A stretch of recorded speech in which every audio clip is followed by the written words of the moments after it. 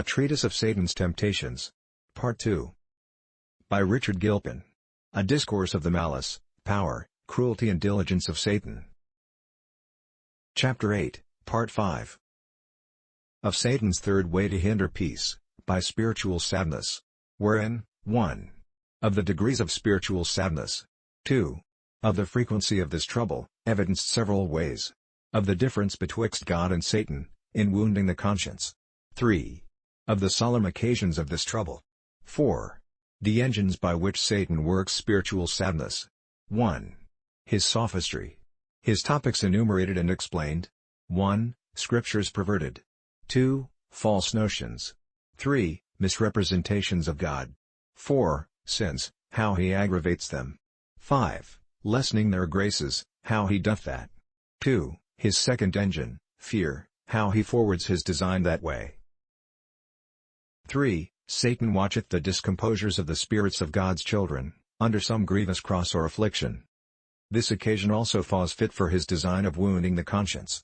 When the hand of the Lord is lifted up against them, and their thoughts disordered by the stroke, suggesting at that time God's anger to them and their sins, he can easily frame an argument from these grounds, that they are not reconciled to God, and that they are dealt with all as enemies. David seldom met with outward trouble, but he at the same time had a conflict with Satan, about his spiritual condition or state, as his frequent deprecations of divine wrath at such times do testify. Lord, rebuke me not in thy wrath, etc. There is indeed but a step betwixt discomposure of spirit, and spiritual troubles, as hath been proved before. 4. When Satan hath prepared the hearts of God's children, by atheistical or blasphemous thoughts, he takes that occasion to deny their grace and interest in Christ, and the argument at that time seems unanswerable. Can Christ lodge in a heart so full of horrid blasphemies against him? Is it possible it should be washed and sanctified, when it produceth such filthy cursed thoughts? All the troubles of affrightment, of which before, are improvable to this purpose. 5. Another spiritual occasion for spiritual trouble is melancholy. Few persons distempered therewith do escape Satan's hands. At one time or other he casts his net over them, and seeks to stab them with his weapon. Melancholy indeed affords so many advantages to him, and those so answerable to his design, that it is no wonder if he make much of it. 4. 1. Melancholy affects both head and heart. It affords both fear and sadness, and deformed, misshapen, delirious imaginations to work upon, than which nothing can be more for his purpose. For where the heart trembles and the head is darkened, there every object is misrepresented. The ideas of the brain are monstrous appearances, reflected from opaque and dark spirits, so that Satan hath no more to do, but to suggest the new matter of fear. For that question, whether the man be converted, etc., being once started, to a mind already distempered with fear, must of itself, it being a business of so high a nature, without Satan's further pursuit, summon the utmost powers of sadness, and misreprehension to raise a storm. 2. Besides, the impressions of melancholy are always strong. It is strong in its fears, or else men would never be tempted to destroy themselves. It is strong in its mistakes, or else they could never persuade themselves of the truth of foolish, absurd, and impossible fancies. As that of Nebuchadnezzar, who by a delusive apprehension, believing himself to be a beast, forsook the company of men, and betook to the fields to eat grass with oxen. The imaginations of the melancholic are never idle, and yet straitened or confined to a few things. And then the brain, being weakened as to a true and regular apprehension, it frames nothing but bugbears, and yet with the highest confidence of certainty. 3. These impressions are usually lasting, not vanishing as an early dew, but they continue for months and years. 4. And yet they have only so much understanding, left them as serves to nourish their fears. If their understanding had been quite gone, their fears would vanish with them, as the flame is extinguished for want of air. But they have only knowledge to let them see their misery, and sense to make them apprehensive of their pain.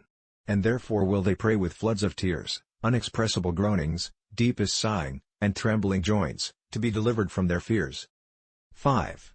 They are also apt after ease of their troubles to have frequent returns. What disposition, all these things being considered, can be more exactly shaped to serve Satan's turn? If he would have men to believe the worst of themselves, he hath such imaginations to work upon as are already misshapen, into a deformity of evil surmising. Would he terrify by fears or distress by sadness? He hath that already, and it is but altering the object, which oftentimes needs not, for naturally the serious melancholic employs all his griefs, upon his supposed miserable estate of soul, and then he hath spiritual distress. Would he continue them long unto their sorrows, or take them upon all occasions at his pleasure, or act them to a greater height than ordinary? Still the melancholic temper suits him. This is sufficient for caution, that we take special care of our bodies, for the preventing or abating of that humor, by all lawful means, if we would not have the devil to abuse us at his will. 6. Sickness or deathbed is another solemn occasion, which the devil seldom misseth with his will. Death is a serious thing. It represents the soul and eternity to the life. While they are at a distance, men look slightly upon these. But when they approach near to them, men usually have such a sight of them as they never had before. We may truly call sickness and deathbed an hour of temptation, which Satan will make use of with the more mischievous industry, because he hath but a short time for it.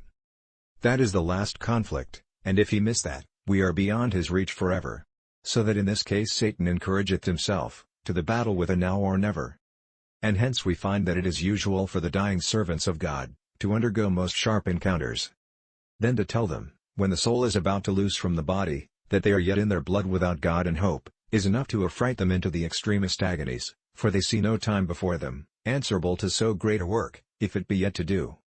And withal they are under vast discouragements, from the weariness and pains of sickness, their understandings and faculties being also dull and stupefied, so that if at this last plunge God should not extraordinarily appear, to rebuke Satan and to pluck them out of these great waters, as he often doth, by the fuller interposition of the light of his face, and the larger testimony of his Spirit, after their long and comfortable profession of their faith, and holy walking, their light would be put out in darkness, and they would lie down in sorrow. Yet this I must note, that as desirous as Satan is to improve this occasion, he is often remarkably disappointed, and that wherein he, it may be, and we would least expect, I mean in regard of those, who through a timorous disposition or melancholy, or upon other accounts, are, as I may so say, all their lifetime subject to bondage. Those men who are usually exercised with frequent fits of spiritual trouble, when they come to sickness, deathbed, and some other singular occasions of trouble, though we might suspect their fears would then be working, if ever, yet God, out of gracious indulgence to them, considering their mold and fashion, or because he would prevent their extreme fainting, etc., doth meet them with larger testimonies of his favor, higher joys, more confident satisfactions in his love, than ever they received at any time before, and this, to their wonder, their high admiration, making the times which they were wont to fear most, to be times of greatest consolation. This observation I have grounded not upon one or two instances, but could produce a cloud of witnesses for it. Enough it is to check our forward fears of a future evil day, and to heal us of a sighing distemper, while we afflict ourselves with such thoughts as these. If I have so many fears in health, how shall I be able to go through the valley of the shadow of death? 4. I have one thing more to add for these discoveries of these spiritual troubles, and that is to show you the engines by which Satan works them, and they are these two, sophistry and fears. As to his sophistry, by which he argues the children of God, into a wrong apprehension of themselves, it is very great.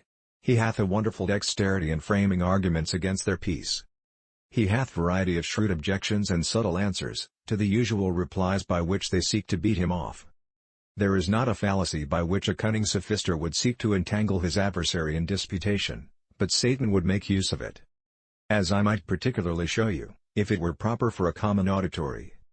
Though he hath so much impudence, as not to blush at the most silly, contemptible reason that can be offered, notwithstanding he hath also so much wit as to urge, though never true, yet always probable arguments.